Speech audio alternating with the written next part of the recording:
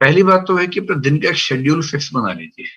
जो अराजक तरीके से पढ़ते हैं कि जब नींद खुल गई पढ़ना शुरू कर दिया, जब नींद आ गई सो गए, उससे बात नहीं बनेगी। एक प्रॉपर शेड्यूल बहुत जरूरी है। वो शेड्यूल कैसा भी हो, आप सुबह 4 बजे उठने वाला शेड्यूल बनाएं या 4 बजे सोने वाला बनाएं, इससे दिक्कत नहीं। लेकिन जो भी शेड्यूल हो वो एक तय हो, निर्धारित हो, जिस पर आप चलते हो।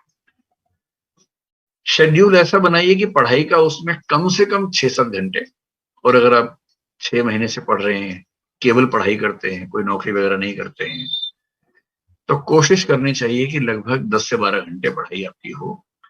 अगर आप 12 घंटे रोज पढ़ते हैं तो भी महीने की एवरेज आपकी 9.5-10 घंटे आएगी, क्योंकि महीने में 3-4-5 दिन ऐसे निकलेंगे जब आप नहीं पढ़ पाएंगे। कभी स्ट्रेस हो गया, कभी परिवार का कोई काम आ गया, कभी अपना कोई काम आ गया, जाना पड़ गया कहीं, कुछ ना कुछ होता ही रहेगा।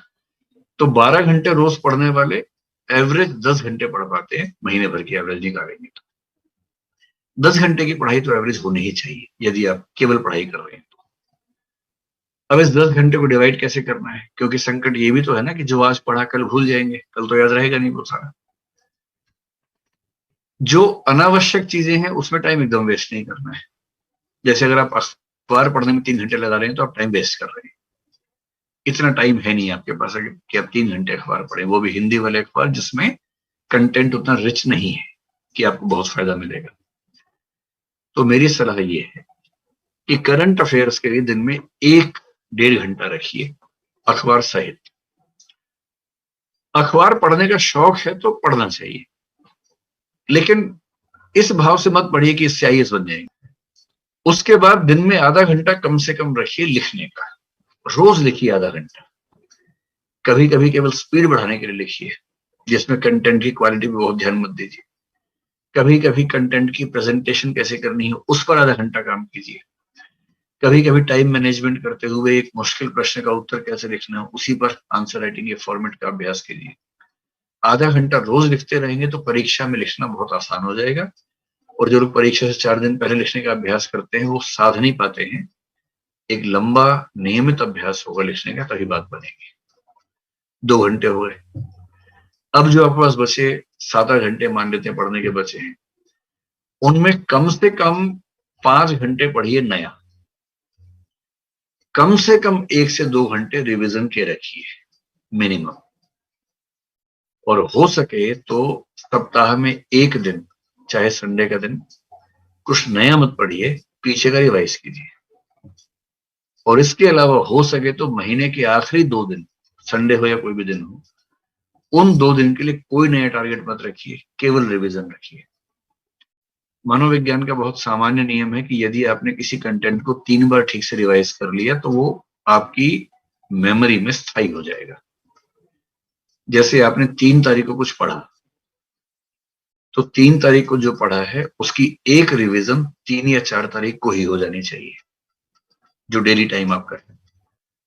उसकी अगली रिवीजन उस सप्ताह के अंत में हो जानी चाहिए, संडे के दिन कर लीजिए, तो वो आपकी एक वीकली रिवीजन हो गई। उसकी तीसरी रिवीजन महीने के आखिरी दिन में हो जानी चाहिए। जहां आपने किसी कंटेंट को उस दिन, उस सप्ताह के अंत में और महीने के अंत में 3 बार रिवाइज कर लिया ठीक से, तो फिर वो आपकी स्मृति में लगभग स्थायी हो जाता है। इतना स्थायी है कि एग्जाम से पहले उसको जैसे देखेंगे आपको याद आ जाएगा। उतना ही चाहिए परीक्षा के लिए। तो टाइम मैनेजमेंट का एक मोटा मोटा खाका मैंने आपको बता दिया। एक तो शेड्यूल बनाइए, एनुअल, मंथली, डेली, कि पूरे साल का टारगेट ये है। साल के टारगेट को महीने में बांट के देखेंगे तो जनवरी में ये, फरवरी में ये, मार्च में ये, मोटा मोटा क्लासिफिकेशन कर लीजिए। फिर महीने का टारगेट ध्यान में रखते हुए डेली टारगेट बना लीजिए कि आज मुझे इतना पढ़ लेना है। और फिर जो शेड्यूल बनाएंगे उसमें मैंने आपसे पहले ही कहा कि शेड्यूल मानवीय बनाइएगा, बहुत मुश्किल मत बनाइए कि जो पूरा करना संभव ना हो। वरना क्या होगा, 2 दिन आप शेड्यूल पे चलेंगे फिर हाफ के बैठ जाएंगे, उसका फायदा नहीं है। उतना ही रखिए जितना सामान्य रूप से संभव है।